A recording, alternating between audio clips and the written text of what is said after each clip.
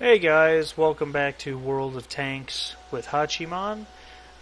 Bringing you your M103 garage overview here. The M103 American Heavy Tank is an absolute beast of a machine.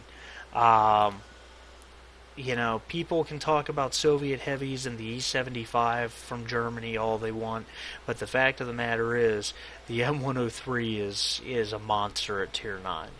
Such a fantastic combination of armor and firepower with enough maneuverability to get it around. I truly love this machine. You'll see here my stats are not very good in this machine. 45% win rate, 292 battles. When I first ground through this line to the T110E5, I really wasn't that good at this tank. I'm a lot better at it now.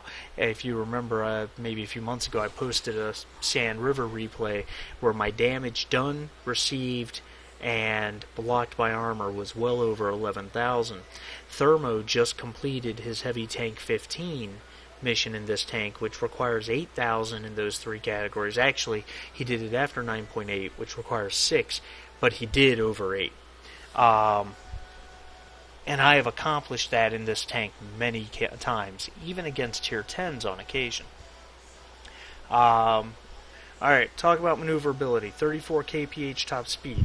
Reasonable for a tier 9 heavy. It's not going to break any speed records, but it's reasonable.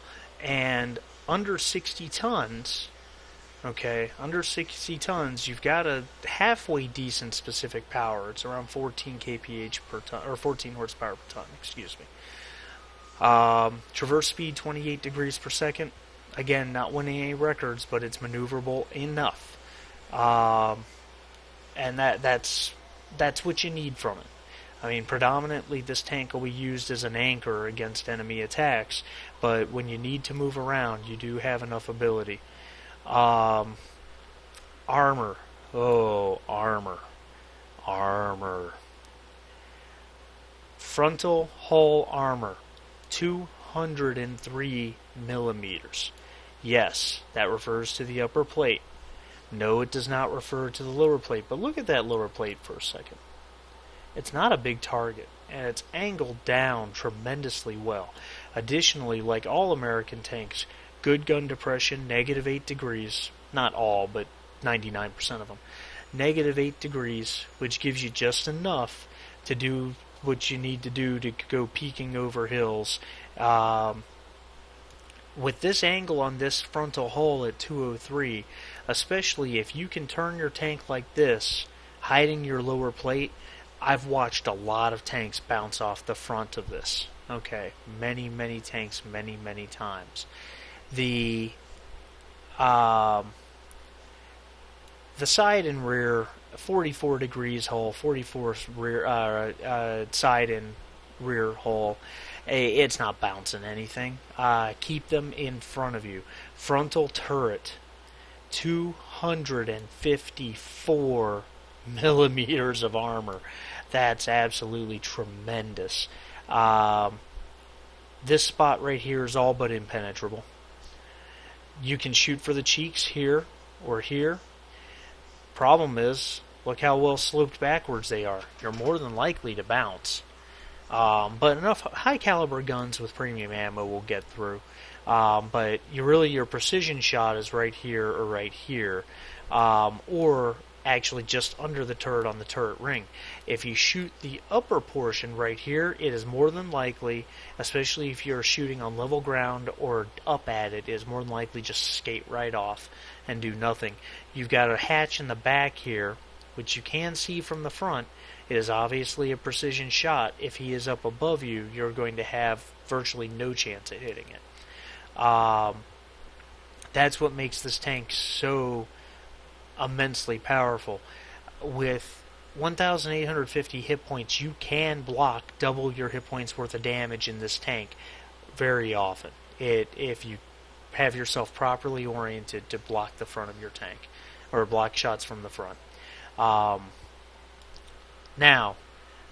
that I've ranted and raved about the armor, I'll tell you a little bit about the history. The M103 as the M would indicate, actually did see service. It was actually used in battle, predominantly in Vietnam.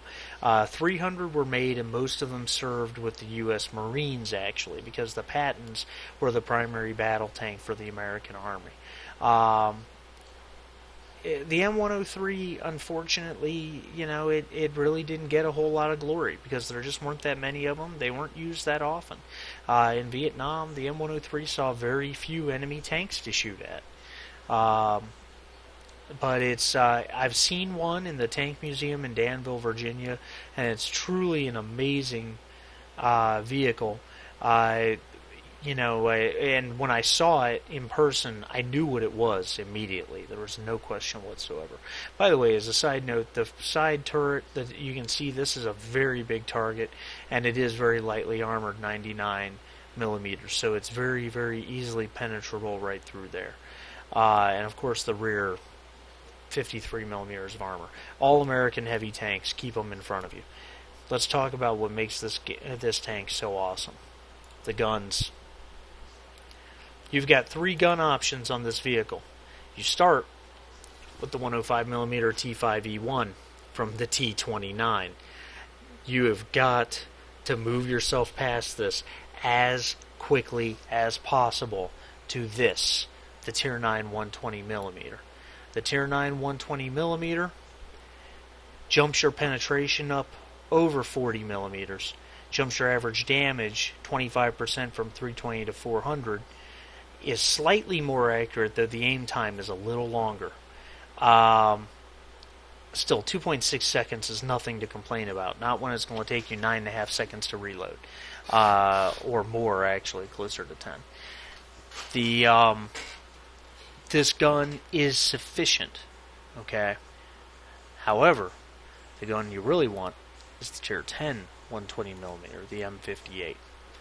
Slightly better rate of fire, another 16 millimeters of penetration, which will make all the difference when you have to fight Tier 10s. Better accuracy, 0.03, better dispersion, meters per 100 meters, and a much faster aim time.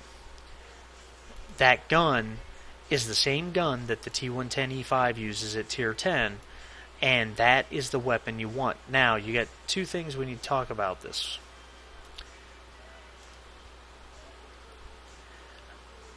If you research this gun, it's 60,000 experience once you've unlocked the turret, and you have to get the track to get the other stuff. You know that. The track first, then the 120mm, then the turret. Now you got a choice to make. You can rack up 60,000 experience to get this gun, or you can rack up 185,000 experience, unlock the T110E5 Heavy Tank, and get the M58 120mm for free. Those are your options. It's a long grind without the top tier gun, I will tell you. However, it is faster to do it that way, and because it's 60,000 less experience. The tank is infinitely more enjoyable with the Tier 10 gun, because all of a sudden now you've got Tier 10 firepower, basically Tier 10 armor. It's got almost the same armor as the T110E5. In fact, it's got exactly the same armor as the T110E5. So you get Tier 10 armor, Tier 10 firepower, and almost Tier 10 maneuverability on a Tier 9 tank. Now you know why I love the M103 so much, now that I'm fully equipped and have the money for it. Vents and rammer gets your reload time at 9.45 seconds, which is respectable for a 120mm weapon. It's a great machine. You see on this one I'm running a vertical stabilizer. I find I fire on the move quite a bit with this tank. But you can certainly put a gun lane drive, but 2.3 second aim time is very, very good. So, and with the accuracy, you'll find it sufficient.